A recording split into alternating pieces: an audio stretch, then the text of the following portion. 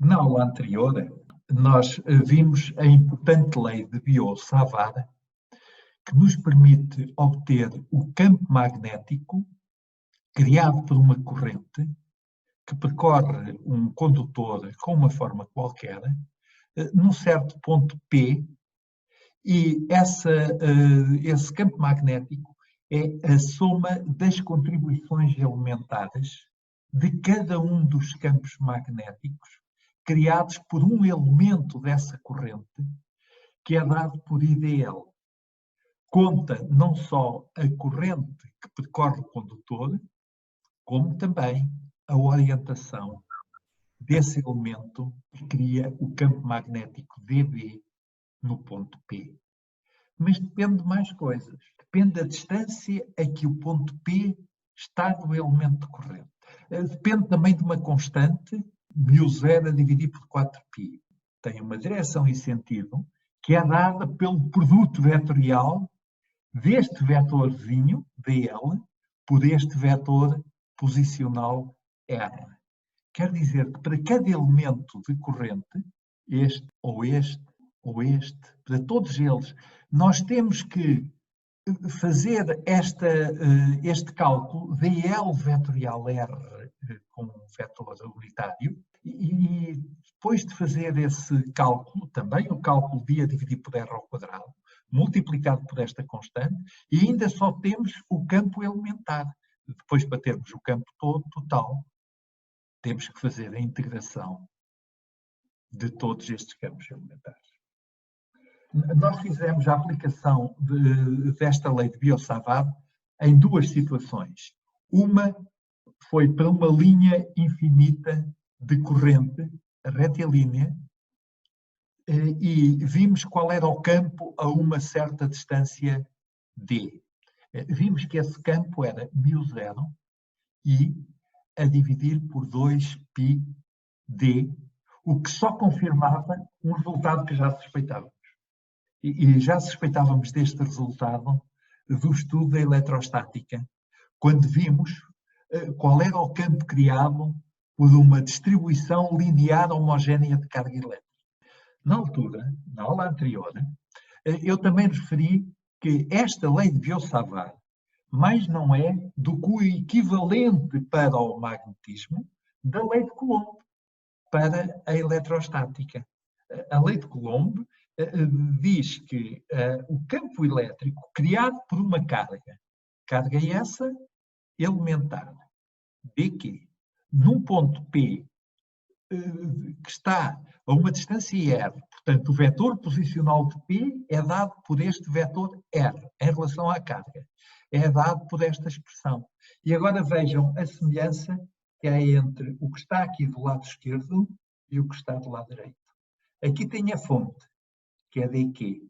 Aqui tem a fonte, que é IDL. Não é só I. IDL. Aqui tem a distância, R ao quadrado. Ali tem a distância, R ao quadrado. Aqui tenho uma constante, 1 sobre 4π, a multiplicar por ε0.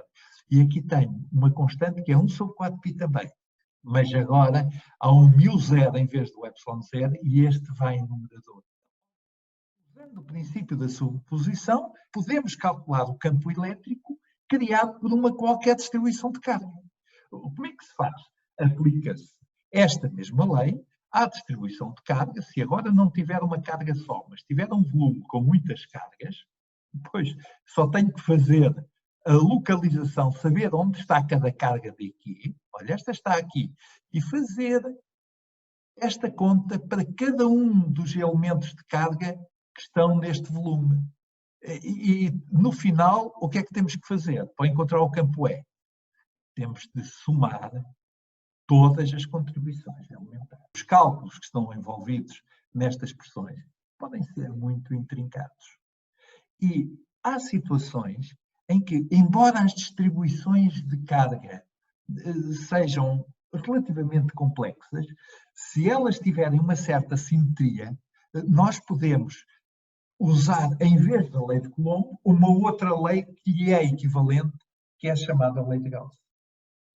E que afirma o que está expresso nesta equação. O fluxo do campo elétrico, através de uma superfície fechada, é o que quer dizer esta bolinha ali no integral, superfície fechada.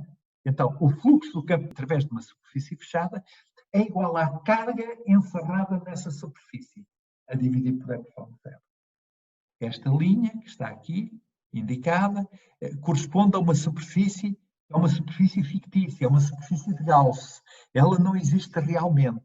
É uma superfície que nós imaginamos.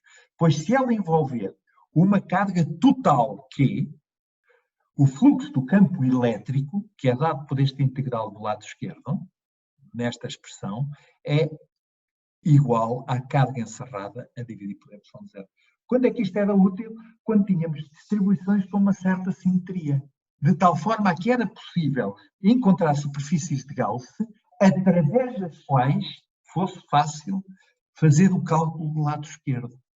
E o cálculo do lado esquerdo ou era dado pelo campo vezes a área, ou era zero se o campo fosse perpendicular à área. Um exemplo, uma distribuição retilínea infinita de carga elétrica, uma distribuição linear. Imaginávamos a superfície de Gauss, que era um cilindro, fazíamos o fluxo de campo só através da área lateral, porque através dos topos era zero, o campo era perpendicular a essas superfícies, e imediatamente ficámos a saber qual era o campo elétrico a uma certa distância do cilindro, de uma forma mais fácil do que se fizermos a partir da lei de Coulomb.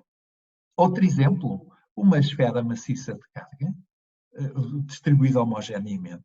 Há certas simetrias das quais se pode tirar partido para escolhermos a superfície S, através da qual seja fácil calcular este termo, e então fica relativamente simples calcular o campo elétrico em vez de irmos pela lei de Coulomb. Então, e agora? Será que há o equivalente da lei de Gauss para o magnetismo? Será que é possível, se houver certas distribuições de correntes, calcularmos o campo magnético de uma maneira mais expedita do que por aplicação da lei de Biot-Savart? E a resposta é sim, essa forma existe. E chama-se lei de Ampère. E como é que se escreve a lei de Ampère? Sendo equivalente à lei de Gauss, como é que ela se escreve no caso do magnetismo? Olha, deve-se escrever assim, sinal igual. Do lado direito, em vez da carga, deve estar a corrente. E em vez do ε0, eu estou a querer aqui fazer uma analogia. Em vez do ε0, deve estar um μ0, só que em vez de estar em denominador, deve estar em numerador, como o indiciam estas duas expressões aqui em cima. E agora, o que é que temos do lado esquerdo? Bom, não devemos ter campo elétrico, devemos ter campo magnético, em vez de campo elétrico. Provavelmente vamos ter um integral, certamente vamos ter um integral. Um integral também num domínio fechado. Escalar qualquer coisa. Bem, mas não pode ser tudo igual, não é? A lei é diferente. O que nós vamos ter aqui do lado esquerdo é, em vez de ser um fluxo através de uma superfície fechada, é uma circulação através de um contorno fechado. O que é que isto quer dizer? Quer dizer que se eu tiver um contorno, é este, fechado, assim. Notem, isto que aqui está é tão abstrato quanto é desta superfície de Gauss. Isto que aqui está é uma linha fechada que nós imaginamos. E agora o campo magnético neste ponto pode ser este. O campo magnético neste ponto pode ser este. O campo magnético neste ponto pode ser este. E o campo magnético neste ponto pode ser assim. E o campo magnético neste ponto pode ser assim. O que é que nos diz a lei de Ampère? Diz-nos que a circulação de B neste contorno fechado, temos um B escalar, um dl, que é um elemento deste contorno, um pedacinho elementar deste contorno, que tem uma direção e sentido que é a direção e sentido da tangente ao contorno em cada ponto, e valor de comprimento dl. Portanto, nós podemos escrever assim, este dl é um versor t tangente vezes um comprimento dl. E se agora fizermos o cálculo de cada pedacinho, v escalar dl em cada bocadinho, integrado para todo o contorno, fechado, começamos num ponto qualquer e acabamos nesse mesmo ponto, pois isso é igual a μ0i, sendo i as correntes que são abraçadas por este contorno. É claro que isto que aqui está é um contorno imaginário, mas eu estou aqui a pôr aponteado, que é para perceberem que a certa altura eu tenho aqui um contorno que abraça uma corrente I, e o cálculo do lado esquerdo, que é a circulação do vetor campo magnético num contorno fechado, qualquer, desde que tenha que ser fechado, é igual às correntes que ele abraça, uma ou muitas. E se não abraçar nenhuma, e se o contorno for assim e a corrente for aqui fora?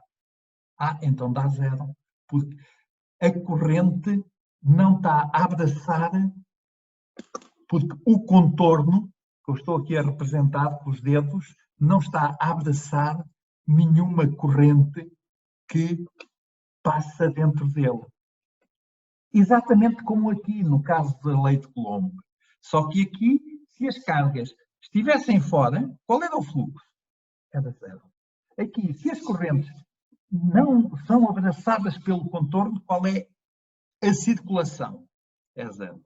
E esta lei de Ampère é exatamente o equivalente à lei de Biot-Savart. O que uma diz é o exatamente equivalente ao que a outra diz, e é usada sempre que seja fácil calcular o lado esquerdo. Se for fácil calcular o lado esquerdo, tudo muito bem. Então podemos usar esta em vez daquela. É evidente que eu não estou a provar nada. Esta lei não pode ser deduzida matematicamente porque é uma lei física fundamental. Assim como esta. Nenhuma destas. Isto é o resultado que a experiência nos dá, que nos leva a definir, a escrever estas leis com esta expressão matemática. Mas eu vou tentar motivá-la a partir dali, tal como motivei a lei de Gauss a partir dali, considerando o fluxo de um campo elétrico criado por uma carga pontual. Para passar daqui da lei de Coulomb para a lei de Gauss, o que eu fiz basicamente foi isso. Foi assim, olha, tenho uma carga elétrica Q e não sei qual é o campo que ela cria, mas sei que o campo há de ser desta forma. E então, se aplicarmos esta expressão, fica campo vezes 4πr ao quadrado, que é a área da superfície de Gauss, que é esférica, a carga que ocupa o centro dessa esfera. Há de ser igual a Q da epsilon zero. E se nós admitirmos esta lei, imediatamente concluímos esta aqui em cima. Seguindo exatamente a mesma estratégia, é o que vamos fazer agora para obter a lei de Ampère. Vamos dar por adquirido que nós já conhecemos o campo criado por I. Foi dado pela lei de Biot-Savart na última aula e, aliás, até na aula anterior já tinha sido motivado por outras considerações, mas o campo magnético criado por uma linha infinita de corrente é dado por esta expressão. μ0i a dividir por 2πr, em que r é a distância que vai da linha, medida no plano horizontal, até ao ponto onde queremos conhecer o campo magnético. É então dado por esta expressão. Mas vamos escrever esta expressão da seguinte maneira. B é equivalente a multiplicar por 2πr igual a μ0i. É um B vezes o perímetro de uma circunferência. Eu ainda posso olhar para este lado esquerdo e vê-lo assim. É um B escalar DLT, em que o DLT está aqui assinalado. Olha, o DL é DL, comprimento, vezes T vetor unitário. Está aqui indicado. Notem que o B é ele próprio, B, que aqui está, vezes T. Porque o B também é tangente a esta circunferência. Então, quanto dá B escalar DLT? Dá simplesmente BDL. Como o B tem módulo constante para todos os pontos desta circunferência, quando integramos sobre o contorno C, vamos obter exatamente B vezes 2πr. Olha, agora vou fazer ao contrário. Parto daqui e vou lá para cima. B é dado, eu não sei quanto é que é o B agora. Não sei mesmo quanto é que é o B. Só sei que esta lei existe. Sei que esta lei é uma lei física que se aplica a campos magnéticos. É o que eu sei agora. E quero saber quanto é que é o B. Criado por uma corrente, como esta que aqui está. O B deve ter esta forma. E se ele tiver esta forma, fazer este cálculo significa multiplicar B, T, escalar, BL, T também. Ora, este e este dão 1. E então fica igual a B, DL, ao longo de C. Mas B, em módulo, é o mesmo em todos estes pontos. Em todos eles. Então fica B vezes o integral de DL. Mas este integral DL é 2πr. Então isto fica B vezes 2πr. E se a lei física me disser que este lado esquerdo é igual a μ0i, então obtenho B igual a μ0i por 2πr.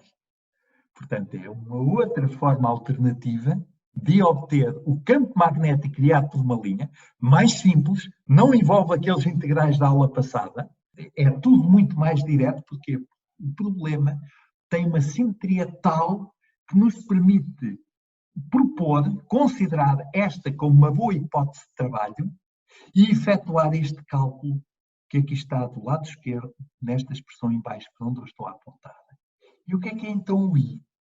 O I é a corrente que é abraçada por este contorno, que é um contorno, no caso, circular. E se não for circular? E se eu agora o deformar? E se agora o contorno for azul, em vez de ser o que está vermelho?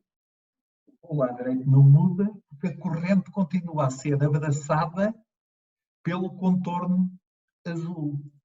Quando se pergunta quais são as correntes que aparecem do lado direito da equação, e a resposta é: são todas as correntes que estão envolvidas ou abraçadas pelo contorno C, seja ele qual for.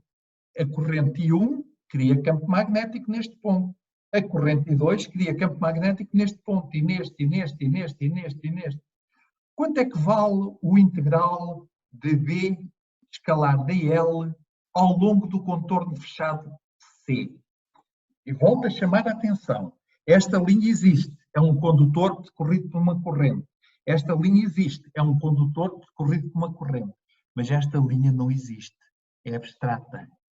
É um chamado contorno de Ampère, tal como antes falávamos em superfícies de Gauss, que eram superfícies abstratas, por nós imaginadas, através das quais se fazia o cálculo do fluxo.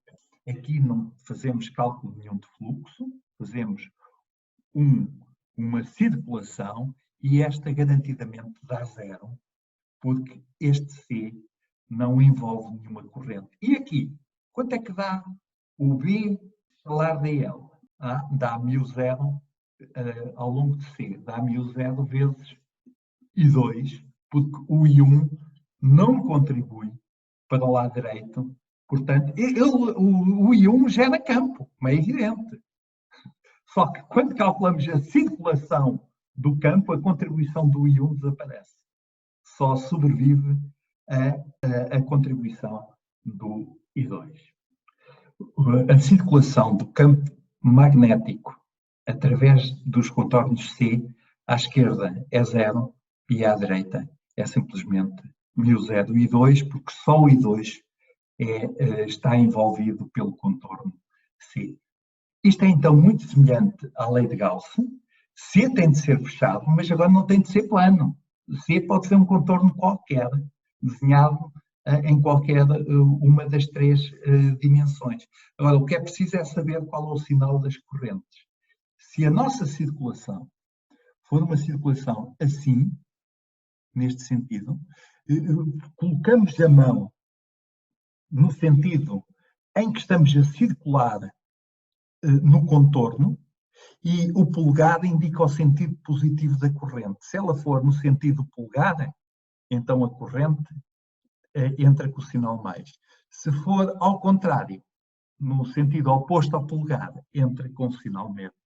É melhor vermos isto com exemplos, e os exemplos estão representados aqui neste slide, em que há aqui vários contornos, A, B, C, D, que eu sublinhei aqui com cores para se ver melhor, e temos correntes de 5 amperes para cá, são correntes horizontais, 5 amperes é para cá, a de 1 ampere é para cá, e a de 2 amperes é para lá. Vamos começar por fazer o cálculo de B escalar dl, portanto, da circulação de B, segundo o contorno C. Se o contorno for descrito neste sentido, naquele que eu estou aqui a apontar, está bem? Os dedos da mão direita ficam assim e o polegar aponta para cá. Ou seja, quer a corrente 1, quer a corrente 5, são correntes positivas e, portanto, isto fica 6 vezes μ0. 5 e 1, 6. Quanto é que dá o integral ao longo, agora, do percurso A? E vou considerar sempre o mesmo tipo de circulação. Portanto, a circulação neste sentido. Então, vamos ver quanto é que dá. Olha, este contorno A envolve a corrente 5, mais a corrente de 1, 6, menos 2 é 4. Vamos agora ver o contorno D, quando ele está a ser percorrido desta maneira. De novo, correntes para cá são positivas, correntes para lá são negativas. 5 menos 2 dá 3. Dá 3.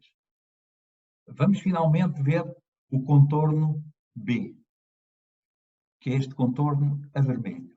Então, se a circulação for assim, temos 2 amperes negativos, mais 1 ampere positivo, fica menos μ0. Portanto, fazer explicitamente este cálculo é muito, tecnicamente, é difícil. Mas, globalmente, ele pode ser feito se conhecermos as correntes que são abraçadas pelo contorno A. E se o contorno, em vez de ser A, se fosse este? Dava exatamente o mesmo. Olha, este aqui dá exatamente o mesmo que este. Porquê? Porque abraça as três correntes, envolve as três correntes. Portanto, é assim que se faz a aplicação da lei de Ampère. Nós vamos aplicar a lei de Ampère à seguinte situação. Temos agora um condutor, está aqui representado, tem um raio R e é percorrido por uma corrente I. E esta corrente é distribuída homogeneamente dentro do condutor. Quer isto dizer que se eu desenhar aqui este corte no condutor assim, se for assim, então se a corrente for assim, então o que nós podemos definir é densidades de corrente assim, todas iguais, porque a corrente distribui-se homogeneamente dentro do condutor, é este J, e o I, mais não é do que o integral, é o fluxo de J, portanto, é I escalar dA, integrado para toda esta área A, isto vai ser simplesmente J vezes π, e se o condutor tiver raio R, π, R ao quadrado. Portanto, eu agora já não tenho um condutor filiforme.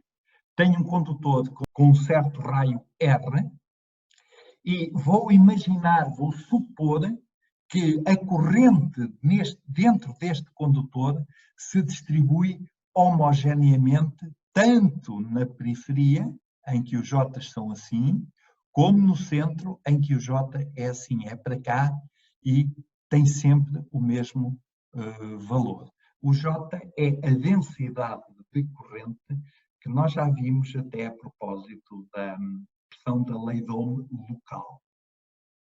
E vamos querer saber qual é o campo neste ponto, a uma certa distância R do centro do fio.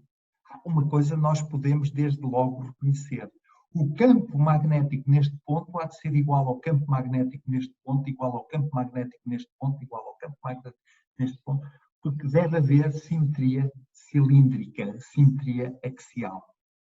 Isto significa que no exterior do fio, o integral ao longo do contorno 1 que aqui está representado é VdL igual a μ0I, em que é toda a corrente que está envolvida por este contorno abstrato que está aqui desenhado, que eu chamo de contorno 1, e agora só temos de fazer este cálculo. Olha, ao lado esquerdo é exatamente B vezes 2πr, porque o B é tangente à circunferência, vezes o perímetro da circunferência, e então podemos ficar a saber quanto é que é o B. Quanto é que é o B? Olha, é exatamente o mesmo que seria se toda a corrente estivesse concentrada numa linha, portanto fosse num condutor filiforme que ocupasse o eixo do cilindro. Passa-se exatamente da mesma maneira no caso de uma esfera homogeneamente carregada. O campo fora da esfera é exatamente o mesmo, que é aquele que é produzido por toda aquela carga que está distribuída de forma esfericamente simétrica quando ela está na origem da esfera. No exterior da distribuição esférica de carga, o campo elétrico é exatamente o mesmo. Aqui também, fora do condutor, que tem uma certa dimensão, raio R, mas fora, o campo magnético é exatamente o mesmo que seria se toda a corrente fosse produzida por uma linha, sem qualquer espessura, que estivesse no eixo do cilindro. E no interior? No interior é diferente. No interior, temos agora o contorno 2, isto é, continua a haver simetria. Se o campo magnético aqui tiver esta forma, for tangente a este contorno, ele ali também é tangente, ali também é tangente, e não há razão para valer mais neste ponto do que neste. Ou seja, o campo magnético no interior continua a ser do tipo B de R vezes T. Primeiro, só deve depender da distância, não deve depender do ângulo, e depois deve ser tangente àquela circunferência. Se houvesse aqui dependências angulares, o integral deste tipo já seria difícil de fazer. Então, o que nós vamos ter agora é isto, é que a circulação de B através deste contorno 2 continua a dar V vezes 2πr, e este é igual a μ0 vezes I', só que agora o I' não é a corrente toda.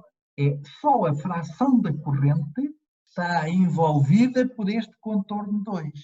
E que fração é essa? O I' vai ser apenas o fluxo de J através de uma superfície circular, de um círculo, só que agora o raio do círculo é R minúsculo inferior ao R maiúsculo, que é o raio do condutor. Portanto, fica Jπ R ao quadrado, sendo que o J se obtém daqui. Quanto é que é o J? É a corrente toda a dividir por π, R maiúsculo ao quadrado. Então, podemos escrever para I', o I, e há uma fração de I que é R ao quadrado minúsculo a dividir por R maiúsculo ao quadrado, em que o R maiúsculo é o raio do condutor e o R minúsculo é a distância do eixo do cilindro ao ponto onde queremos conhecer o campo magnético. Assim sendo, e substituindo aqui, ficamos com B, notem, agora vou substituir I, R ao quadrado a dividir, R minúsculo a dividir por R maiúsculo ao quadrado. E há um R minúsculo do lado direito que corta com este. E, portanto, fica B igual a μ0 e R a dividir por 2πr ao quadrado, ou seja, o campo no interior do condutor cresce linearmente. Eu recordo-vos, no caso do campo elétrico, acontecia uma coisa semelhante quando estávamos no interior de uma esfera uniformemente carregada. Primeiro o campo crescia linearmente e depois decrescia com 1 sobre r ao quadrado. Pois agora vai crescer linearmente e depois vai decrescer com 1 sobre r.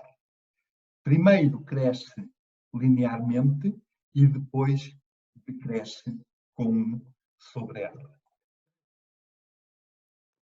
Professor, eu tive uma questão que era sobre... Guilherme, não é? Tinha a ver com... Sim, tinha a ver com as correntes.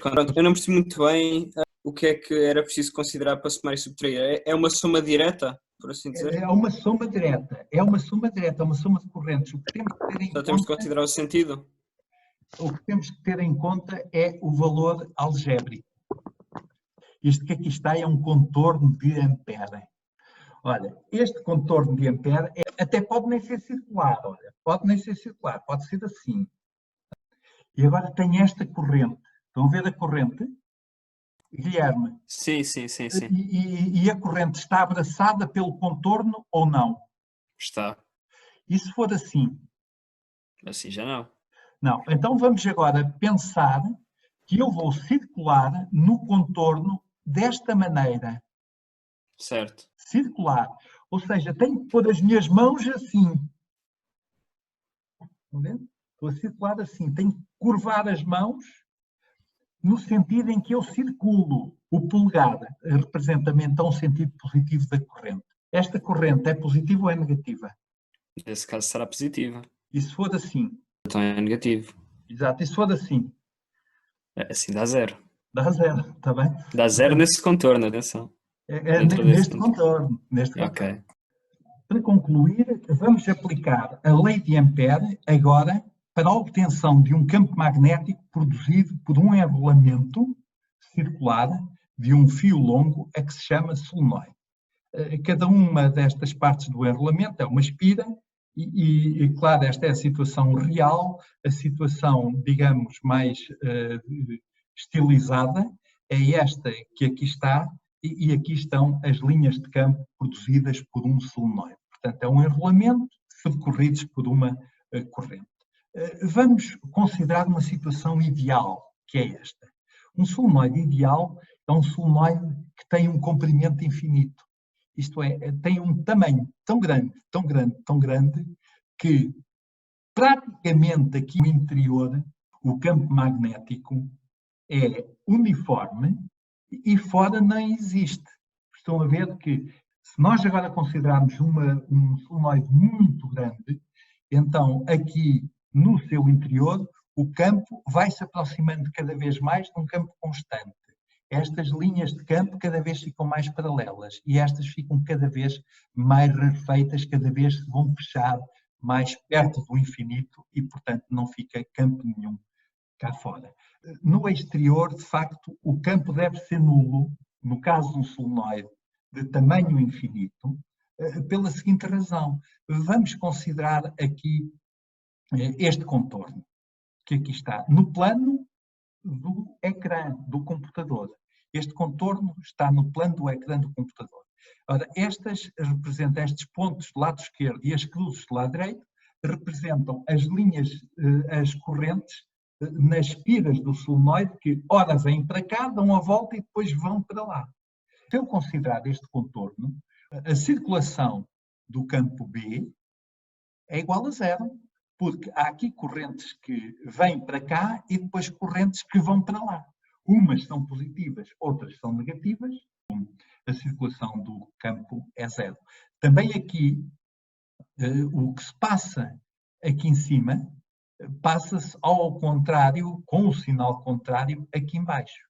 E o que nos fica é só a circulação através destes dois pedaços. Estes pedaços podem até ter uma forma qualquer. Como não há correntes aqui fora, em princípio isto pode ter uma forma, eu posso deformar isto como quiser, que eu obtenho sempre zero. Pois a única possibilidade compatível com esta liberdade na deformação é dizer que cá fora o campo magnético é zero. Isto é, B igual a zero no exterior, que é a única maneira deste integral que dá zero, é obrigatoriamente dá zero porque as correntes que passam para cá são iguais às correntes que vão para lá. o que se passa dentro, onde há campo, é igual e oposto na parte de cima e na parte de baixo. Portanto, esses termos anulam-se. Então fico a liberdade de formar o contorno da maneira que eu quiser do lado de fora e dá sempre zero. Vai dar sempre zero este integral. Ora, isso só é compatível com a possibilidade de B ser zero no exterior do solenoide.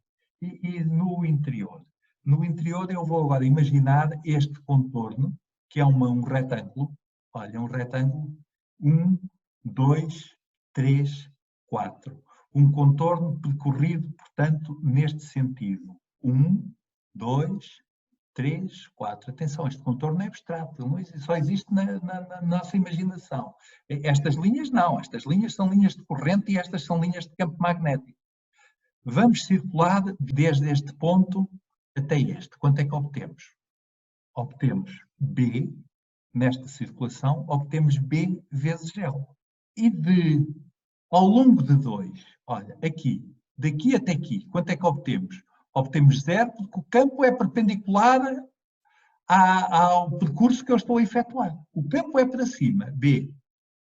E eu estou a ir para ali. Portanto, B escalar de L é zero. Até ali e ali.